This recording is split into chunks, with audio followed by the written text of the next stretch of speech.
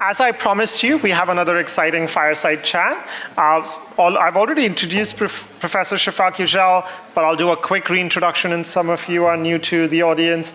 He's a professor of operations management here at McDonough. One of my colleagues focuses on exactly the topic of the summit, the energy transition and the business model innovation in that context. I'll leave it up to him to introduce our exciting panelists. Thanks, Şafak. Thank you, Vishal, and thank you all for being back.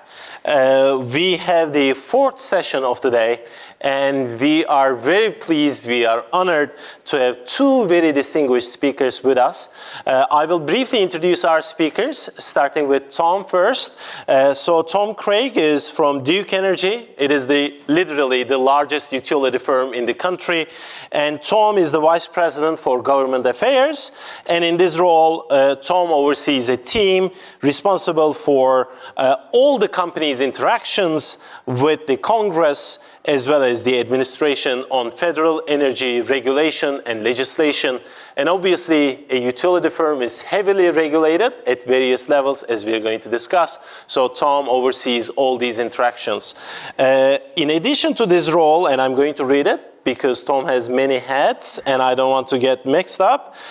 Tom serves on the Nuclear Energy Institute's Government Affairs Advisory Committee and the Edison Electric Institute's Government Affairs Steering Committee as well. So Tom has spent more than a decade working in the US Senate prior to these roles, and overall he brings a deep expertise in energy transition. So joining Tom and myself is Julia Pyper from GoodLeap. GoodLeap is a leading financial technology company with close to $60 billion of cumulative financing focused on accelerating the development and the deployment of sustainable home solutions, ranging through various types of products, but including rooftop solar as well. And in this role, Julia oversees government relations and policy-related communications for GoodLeap. Julia is also on the advisory for the Give Power, the non-profit arm. Very exciting, please check it out. They develop clean water and clean energy systems in communities around the world. Julia is also a non-resident fellow at the Atlantic Council Global Energy Center, which is a think tank. And Julia is also the host of Political Climate podcast. So if you haven't seen the episodes, I would highly recommend that as well. And last but not least, Julia is also on the advisory board of our Business of Sustainability initiative, for which we are very grateful for her engagement with our initiative. So before we begin, please join me in welcoming our two very distinguished panelists joining us here at Georgetown. All right, so with that, let me get started right away. We've been discussing energy transition for almost about 36 hours at this point. We are deeply involved in this topic, and we haven't yet discussed the role of utility firms, right? So electricity generation is a very sizable business in the US, approximately 4 to 6% of US GDP, accounting for 1/3 of US carbon emissions. So utility firms have a significant role in energy transition. So with that, let me go to Tom first, and then I'll go to Julia. So Tom, how do you see the role of utility firms in the energy transition? What are the best practices? What are some of the shortcomings that you see in the industry overall, or Duke Energy specifically? Well, thanks, Şafak. I think one of the things I guess I'd say up front is that even though we're only 4 to 6% of GDP, that other 94 to 96% kind of rely on our product to Very good. see. So it's a little more complicated than just saying that 4 to 6% is responsible. Duly noted. Yeah. We're in a kind of historic moment. And if we're going to meet that moment, we really have to look at what recently happened. In our footprint, every one of our states was impacted by a major storm in Helene or Milton. And we've got to take that we got to continue to look at how we're including climate data in our development decision making. Resiliency, sustainability, storm hardening, those are all really important things that we've got to build in. And so we've got to start looking at where all that fits together. We also have to take a moment and continue to look at things, our planning documents. We're going to produce a climate risk planning document here, likely by the end of the month. That's going to make a case study of these storms and say, how are we planning for these? How are we thinking to the future? And how are we transitioning our fleet to meet where that's headed? And so that's a big part of what we're looking to do at Duke, and it's a large focus for our company as we build for the future. We also have some big goals that we're setting for ourselves, and I think those have to be paramount. We have a carbon-free generation goal by 2050, and we plan to get out of coal by 2035. We've got to meet those goals, and we've got to look aggressively at how we're going to replace that generation in this moment of load growth that we're in, and how we do that in a way that's increasingly clean. Good. Julia, initial thoughts?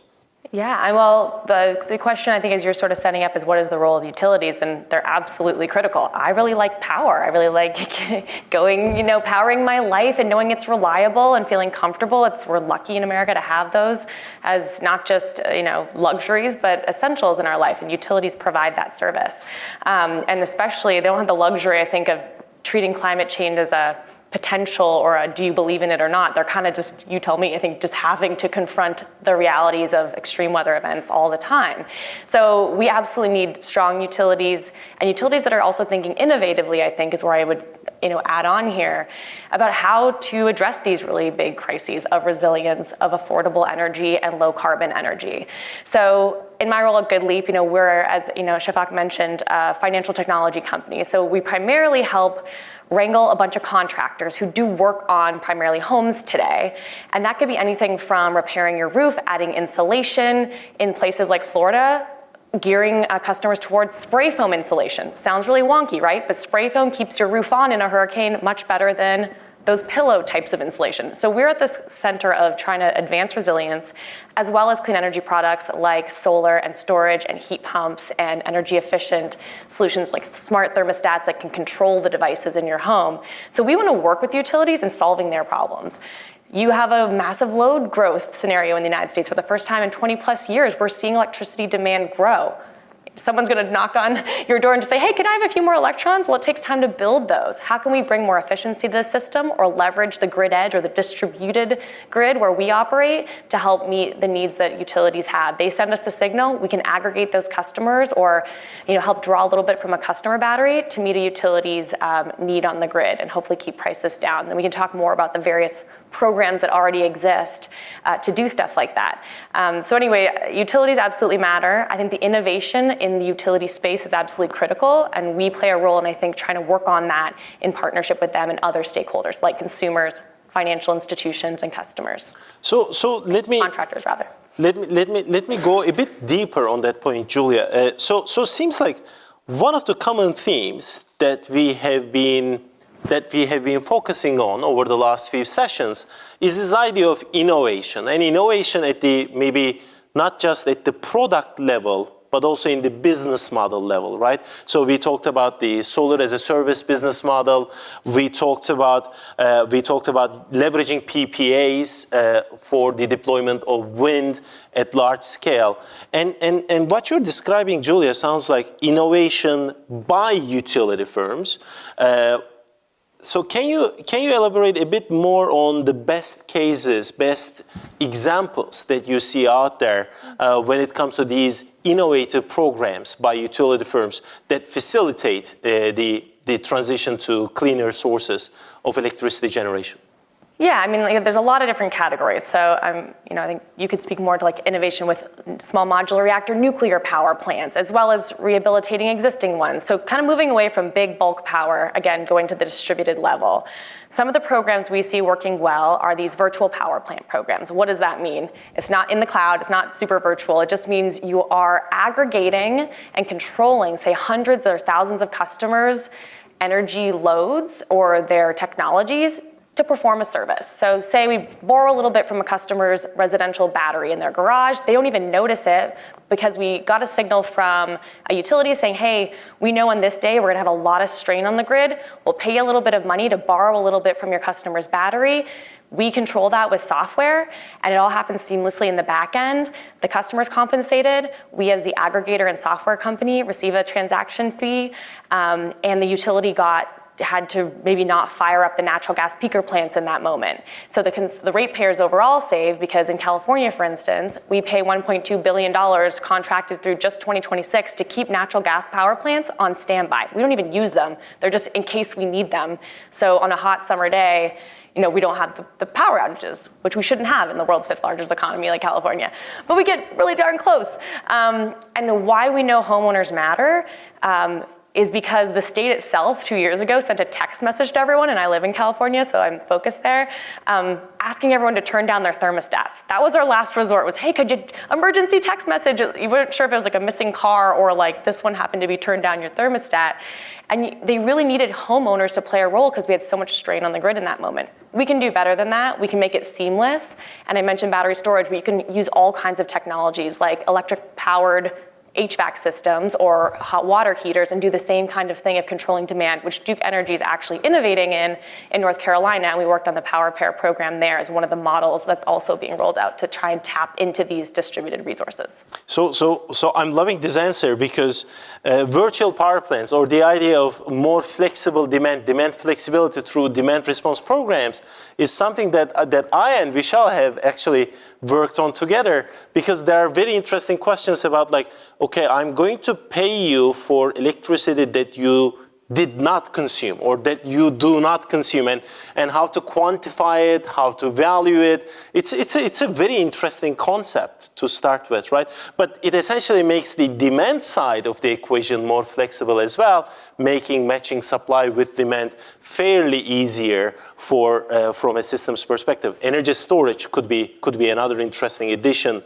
to that type of an innovative solution. But let me turn back to Tom on this point. So Tom, you mentioned there is goals that you have set, such as exiting coal by 2035, and at the same time, and throughout the last day and a half, we've been talking about this load growth coming from AI, and this is something new because the total US electricity demand has been somewhat stable over the last 2 decades or so, and now we're in a different phase, right? Mm-hmm. So there is the load growth, but there are also the retirement goals. Yeah. So how are you managing this portfolio? What are the innovations that you're implementing, and what are some of the challenges in assessing, in achieving these goals? And it's not just AI. I mean, we were talking about it earlier. It's chip manufacturing. It's onshoring of jobs. There are a lot of things. Electric vehicles. There are a lot of things that are driving up electric demand.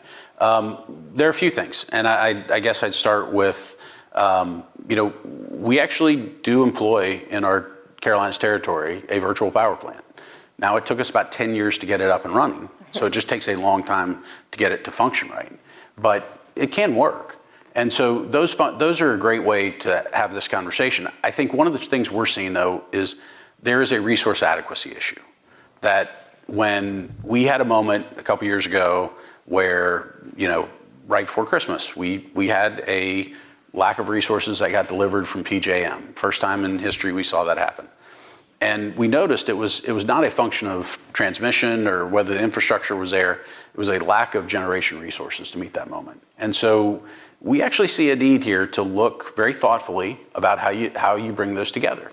And so we've had some really good examples lately. One of our agreements that we've set up with a number of the tech companies, Microsoft, Google, Amazon, that came together, Nucor Steel, and we developed a tariff structure that would say, look, if we do some of these new nuclear power developments we're talking about, a small modular reactor, is there a way to look at the back end and maybe pay more for that carbon-free generation that's new to the grid and coming on? And so those type of relationships are critical in making this type of new generation that's carbon-free available and getting it to marketplace, because it really is a function of how we're thinking about these financing models and how we're financing these projects that matters, because you've got to bring them in at low cost, and you've got to do it, and you got to keep reliability at the forefront of the conversation.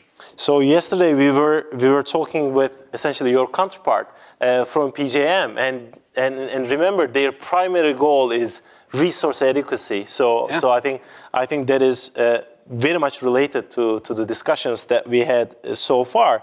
And one segue here is this idea of tariffs, right? And this is essentially a green tariff that you're describing, paying a premium over the electricity price for certain types of generation being backed up through carbon-free sources. In this case, nuclear being that source. I think that's a great segue for the next part of the discussion that I want to have, because we've talked about resiliency, we've talked about reliability, we've talked about resource adequacy. And one related idea here that we have discussed again throughout the day is the affordability. So as a utility firm, you have essentially a mandate for affordability of the prices as well. And there is a significant issue around energy poverty in the country. So one of the recent stats on this is one in every seven family in the US has faced significant hardships in covering their utility bills just over the last year. So again, let me first ask for an industry-wide perspective, and maybe specific to Duke Energy as well, Tom. Sure. What are the most innovative ideas around addressing this problem? This is obviously an ethical and a moral case as well, but there's also a significant business problem as well for you in terms of uncollected bills or bill collection type of issues. So how do you see the affordability angle as part of your core business? And I really think this is a very important issue, so I appreciate you raising it. One of the things that we have to keep at the forefront of our business model is affordability. And so it's easy to say we're going to run to carbon-free generation solutions and we're going to do it as fast as we can and cost be damned. But that's just not really going to, how that affects people is just too profound. There are a number of things that we're looking at, and I want to actually point to federal policy, because I think there actually is a real role for the federal government in helping in this area. We do have great programs like LIHEAP, and those are great, and they do really good work, and they're very important. And I don't want to discount them at all. I apologize. But at the end of the day, we have some other problems that exist as well. And very sorry about that, folks. No, sure. The way you deal with this, and you look at things like the IRA, we did incredible work at the IRA. And I look at the regulated model, the model that we operate in at Duke, and it plays a really important role in our success, because 100% of tax credits that come from clean energy go back to our customers. And that's a real way to buy down those costs. And actually, it's more than that. We borrow at a rate, and our customers, are charged for that borrowing. The way you carry tax credits on your books, it carries for about 3 months, and it lowers the amount we have to borrow. It lowers our carry rate. So just by carrying those on the books for a 3-month period before they flow back to our customers, we wind up borrowing less. So for every dollar in those clean energy tax credits you actually see a greater payback to customers directly in their bill under a regulated model.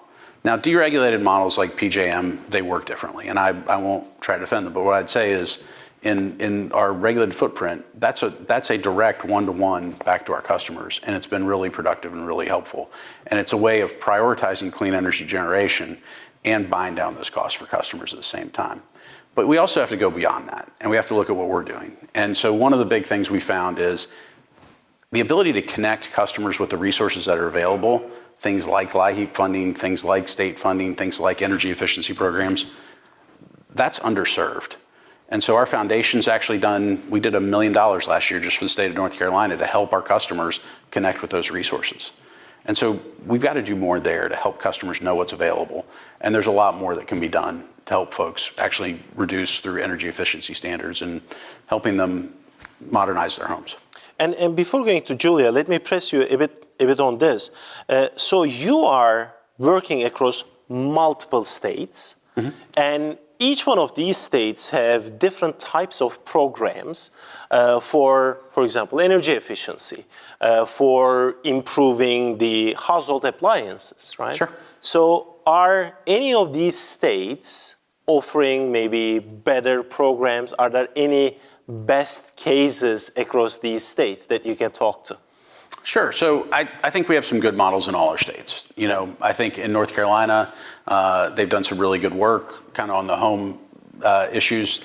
But I would say state policy and actually the carbon plan has been a cornerstone of helping customers actually look at how we do low-cost, carbon-free generation. That's been really important. As far as behind the meter, I'll let you kind of talk to how those work. But I think places where you see states leaning in and saying, we're not just going to leave this up to the federal government to solve the climate solution, we're not going to leave it up to the federal government to solve the customer and the poverty solution, and they're going to lean in proactively, that's where you see the best outcomes.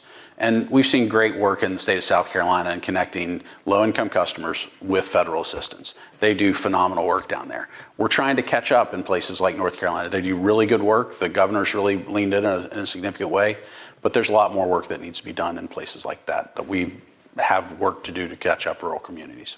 With that, I'll go to Julia. And behind the meter, just to clarify, is essentially consumer side, like rooftop solar panels, rather than front of the meter in the generation side, in the large scale utility type of facilities. So let me turn to Julia with this idea of affordability and what can an institution like GoodLeap with significant investments, but at the household level, can do to direct the financial flows to the benefits of the customers in order to help with the affordability problem?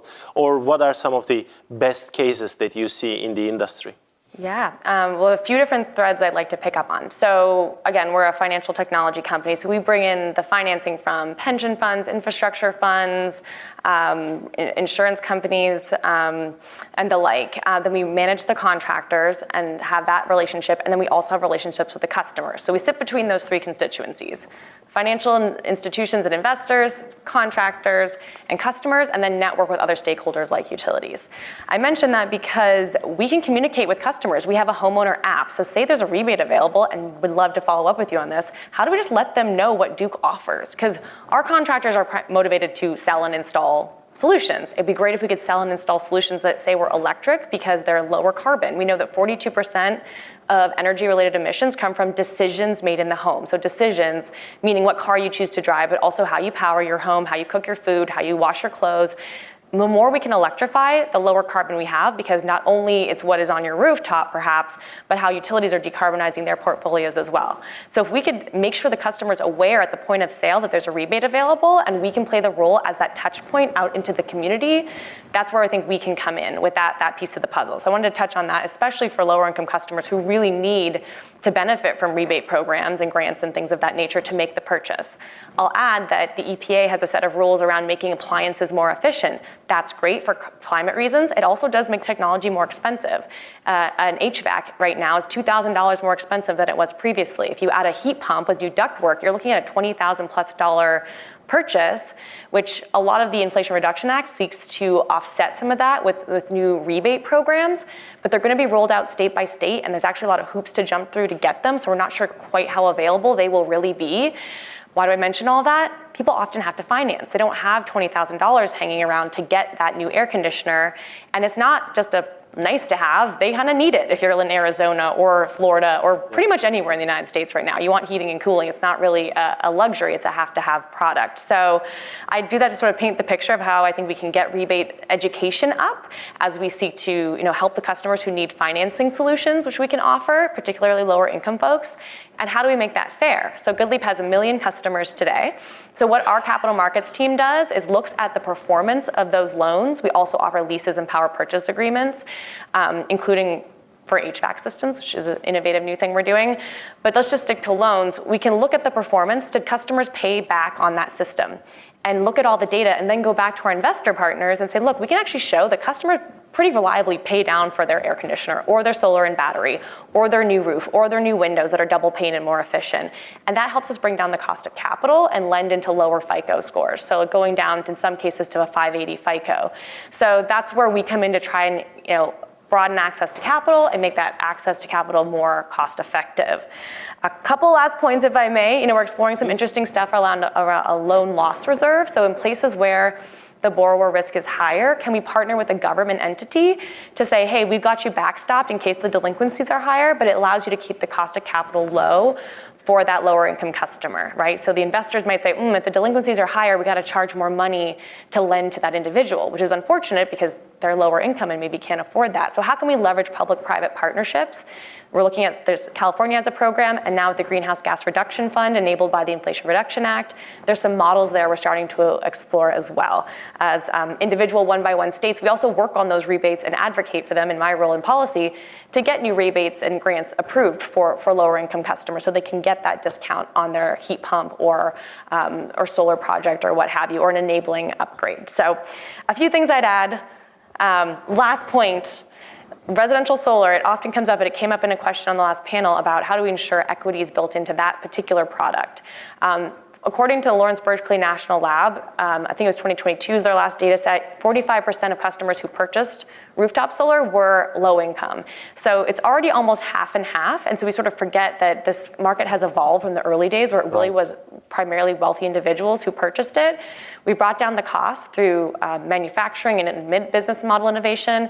And now we need to continue that trend so those benefits of energy bill savings expand to more customers in that space. Thanks for coming to my TED Talk. So Julia, you gave me so many pointers. Let me start with the ending one. So very true about residential solar prices. Average installation cost $30,000. $30,000 10 years back, today about $13,000. So significant reduction in terms of the outright system costs. Lower income customers, rebates, customer awareness, customer education, and making these policies known.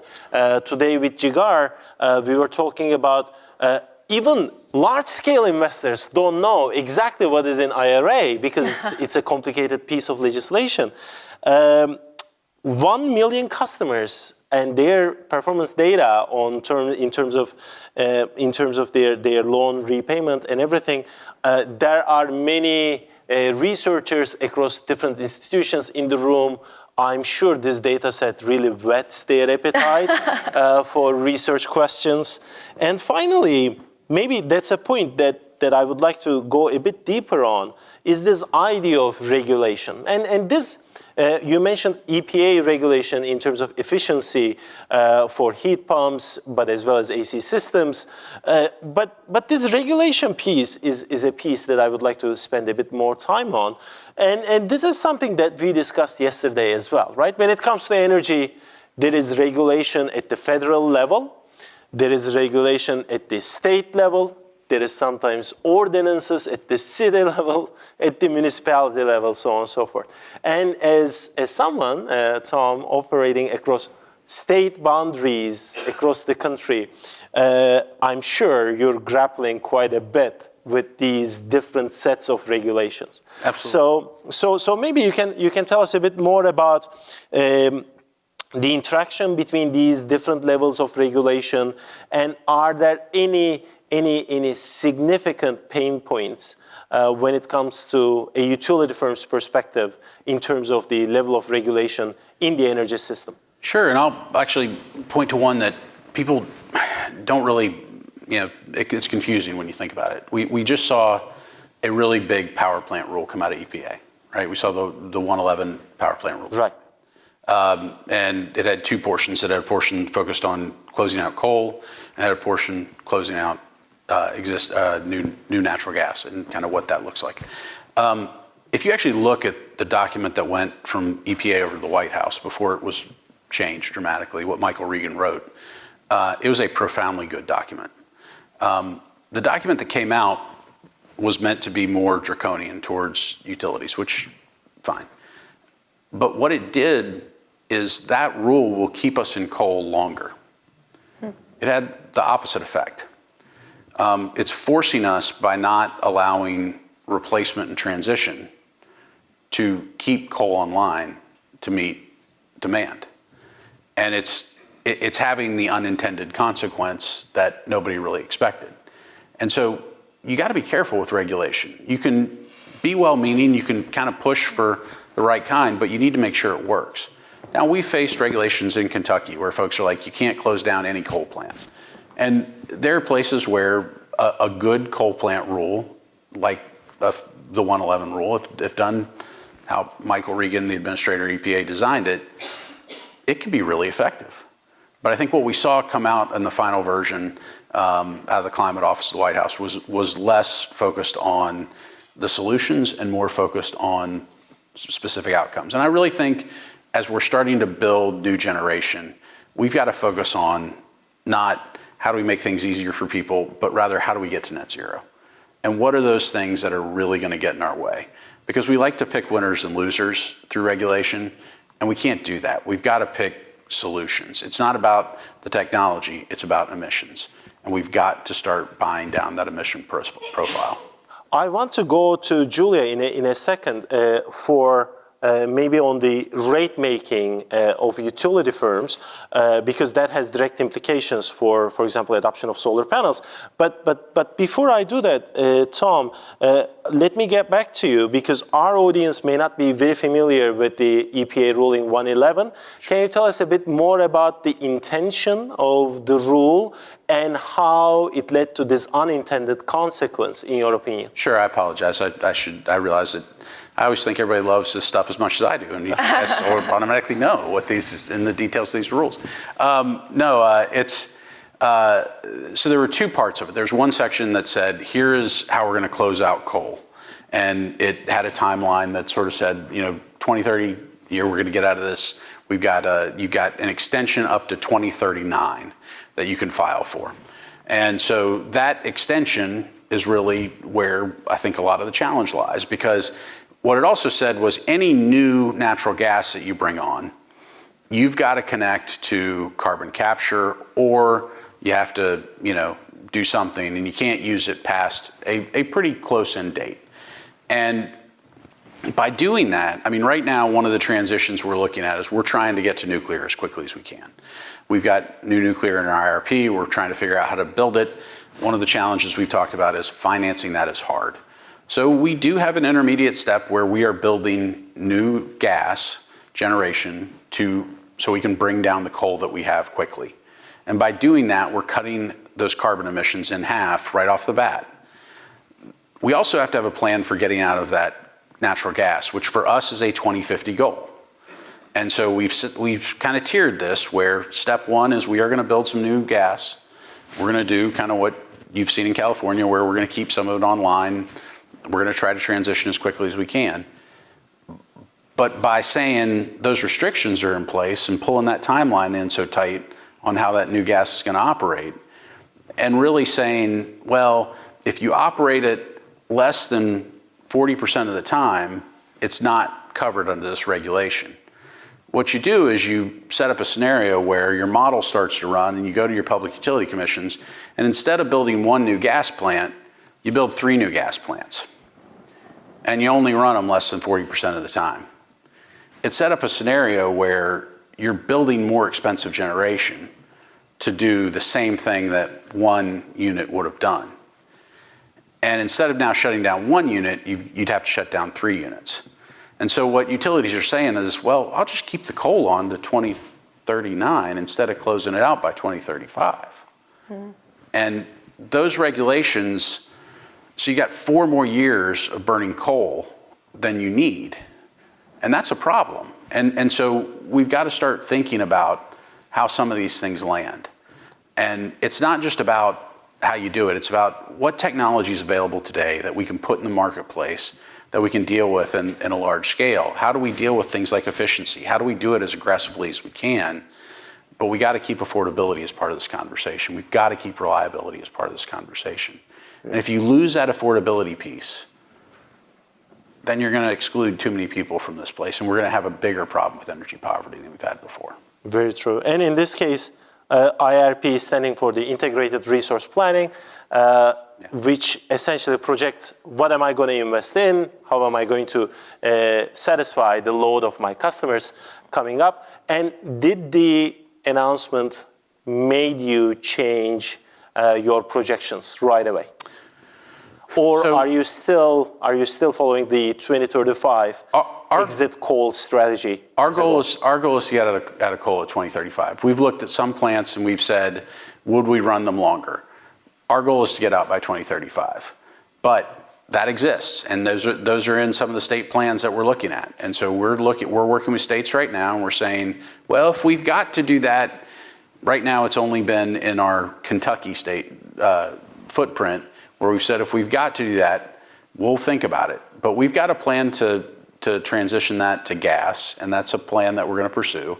We're looking at kind of how we're going to deal with that. We want to get out of coal by 2035. And so we are going to have these conversations with the states because this regulation exists. We're going to have to go through our conversations, but we're committed to our goals. And one of the things you and I talked about earlier was those goals have to be our North Star, no matter what political environment we're in, no matter what state we're in, no matter where we're going. And our goal is to get out of coal by 2035 and be net zero by 2050. And we got to stick to that goal. Very good. And that is a great segue for my next question to Julia, because I want to hear, Julia, your opinions about this regulation and maybe good use cases, or maybe some of the challenges, particularly when it comes to the rate-making cases of utility firms. So essentially, utility firms cannot just set what the electricity price is going to be. There is a complicated process through state legislators in terms of how the utility retail rates can be set for consumers like us, or industrial users, or commercial users of electricity. So I'm curious to hear your opinions on that, Julia. In addition, I guess the elephant in the room, we're in DC, 2 business days from now. There could be significant changes, maybe not, in terms of energy transition. I'm curious about.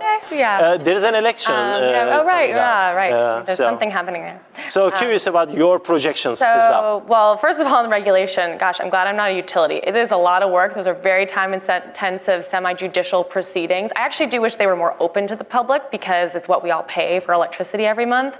But it is highly complicated because there's a lot of moving pieces, and GoodLeap does participate in some of those proceedings. Going back to virtual power plants for a minute, my holy grail would be that every stakeholder is compensated fairly for the role that they play. So utility can potentially rate base offering a virtual power plant program so that they have a pocket of money to be able to make available to customers, and third-party aggregators and technology companies like ours that offer the software and contractor networks to deploy the assets. The utility knows that they can make a return on investment on that program itself. They're sort of enhanced through a performance style regulatory framework where they can be made whole. We're incentivized to perform the service, and the customer receives a credit for the service that they offered because they bought that technology on their own with their own dollars. So that's an interesting thing about distributed energy, this behind-the-meter solutions, is that it's funded by a homeowner or a customer in partnership with a whole other set of capital that does not touch electricity rates. It's not funded by the rate base, it's funded by someone who buys something and then performs a service in the electricity market. But you do have to make sure that that service is appropriately valued so that a customer, or so a utility, is getting those electrons when they actually need them, that we have the right signals set up, because they may not need a customer to put power back on the grid in the middle of the day when there's already a bunch of solar power on the grid, right? So how do we set up those regulatory frameworks? And there's a lot of innovation, I think, happening there, where I think maybe we could see some best practices established at federal and regional levels, but it does have to filter down to the local level, because energy at the distribution level is inherently local. So you have to do the work of understanding what does that grid need, down to even some specific feeders of knowing, is it congested or not, what is needed. And there's a different range of services that these virtual power plants can provide. So we talked about peak demand, addressing that peak electricity when, say, customers come home from work and everyone turns on their electricity devices. How do you shave the peak? But also other ancillary services. You know, you can have demand response programs, frequently frequency regulation, voltage control. How do we actually quantify that in a way that a utility can count on? Because right now we don't really have the framework for that. But I think it's a valid area, and we know there's interest. Just the California Independent System Operator this week, which operates at a higher level, right? They don't usually touch the homeowner side, but just this week they're like, we can't ignore it because we're like really running into an energy crisis here where we need every tool in the toolkit. This is not going to take away the need for nuclear power plants, by the way. This is just another tool in the toolkit that I think we have to just keep factoring in and get smarter about how we design that regulation. So again, every stakeholder is effectively compensated. You asked about the election. So you appreciate the plug for political climate. This is a podcast I host with a Democrat and Republican. The Republican, she recently worked with House Speaker Mike Johnson, and previous to that, Speaker McCarthy's office. So she's recently off the Hill, and she brings some fresh perspectives, as well as our Democrat, who is the former Chief of Staff at the Department of Energy. And what's interesting is how, everyone's talking about how the Inflation Reduction Act, once in a generation piece of legislation, will probably be tinkered with more of a scalpel than a jackhammer kind of idea, even if Republicans control the White House, Senate, and House. Now, we'll have to see if that proves true. 18 Republican House members came out saying that they would like to see the Inflation Reduction Act preserved. That's really powerful because may know the House is controlled very narrowly by Republicans right now. So as few as 5 or 6 votes could sway things there. It'll be interesting to see what happens on Tuesday, who controls the chambers. But those 18 members will be under a lot of pressure politically to actually follow through with that. And maybe they will back down from their defense, or maybe they will double down on defending it. We'll have to see. The one other thing I'd point out before passing to Tom is an administration has a lot of control too. You referenced the power plant rules. There's a lot of things that can be done through the agencies. So right now, one of the biggest tax credits has this domestic content 10% bonus on top of the 30% base credit for a lot of different renewables for domestic content. So if you make certain products in America and you fashion those together in your project, you can qualify for a 40% tax credit and maybe an additional 10% if that project's deployed in what's called an energy community. So we're looking at almost 50% tax credit for certain projects. We don't have final rules for the domestic content and energy community bonus tax credits. That means a new administration could change the guidance on how you would treat those projects from a tax perspective to the extent that investors wouldn't know what they could or couldn't rely on. So that's a variable that's separate and apart from Congress because we don't have a final rule. And even with the final rule, it could be changed by a new administration. So those are some of the variables I see as we get further into the weeds on what can you really count on post-election, and it's very much up for grabs right now. Very good. Before going to Tom, for Tom's perspectives about the near term, just let me mention quickly 2 things.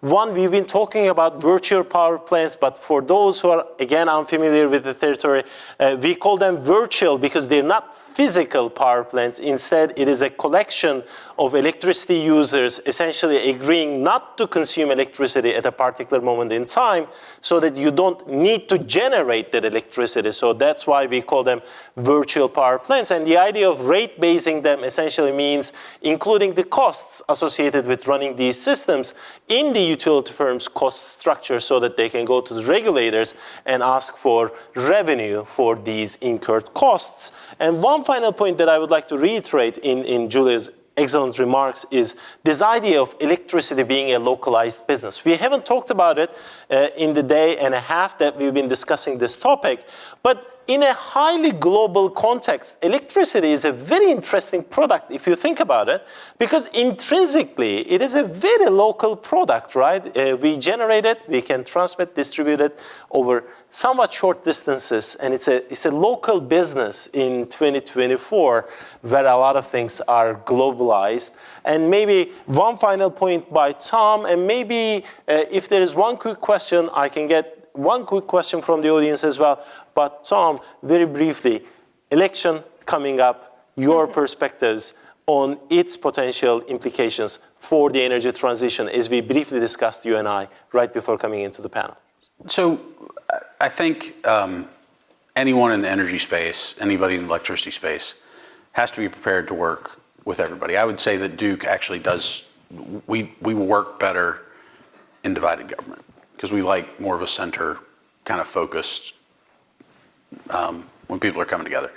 Whenever you have unified government, people always tend to revert to the worst instincts of both parties, and you have sort of a lack of thought on certain areas. And so I would just say, we're prepared to work with everybody. I think that's the reality. And the cornerstone of that is making sure you know what you're working towards.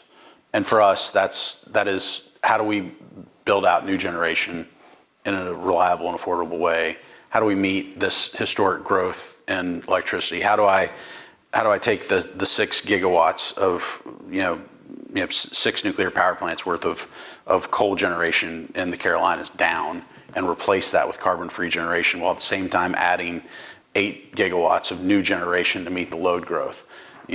These are astronomical amounts of power that we're having to build. What I just described is bigger than Consumers Energy in Michigan. I mean, and that's just a portion of our business. So it's figuring that part out has to transcend party.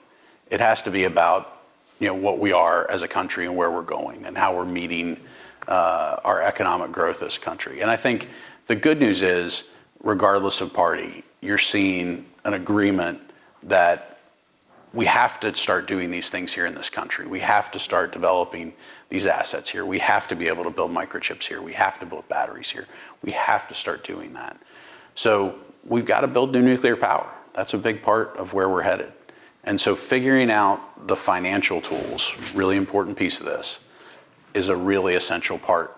We do a great job in the federal government of thinking ahead and thinking about advanced reactors and advanced technologies and stuff that we're going to utilize in 2050. And that is one of our superpowers as a country. Our ability to look at our national labs and the innovation and universities and say, how are we going to think in the future? That's one of the things this country does so well. We are so good at that. And it is a great, great, great source of what makes us great. But it is one of those things where we're good at keeping what we've got. We've got this intervening period where we've got to figure out how to build new generation. And we haven't done it in a long time. And we've got to figure it out quickly because we need to replace with carbon-free generation. And for me and for my company, we see a robust nuclear future. So figuring out how we solve some of these nuclear challenges, how we get to marketplace quicker, that's our biggest goal. Very good. On that optimistic note about the future, let me stop right here. And if you have any questions, please come to the podium and maybe we can have a one-on-one conversation with our attendees so that we keep track of the time. And I'm already 2 minutes late. But for those of you who are taking my classes, you're always used to that. So thanks a lot. So please join me in thanking our panelists for a great discussion.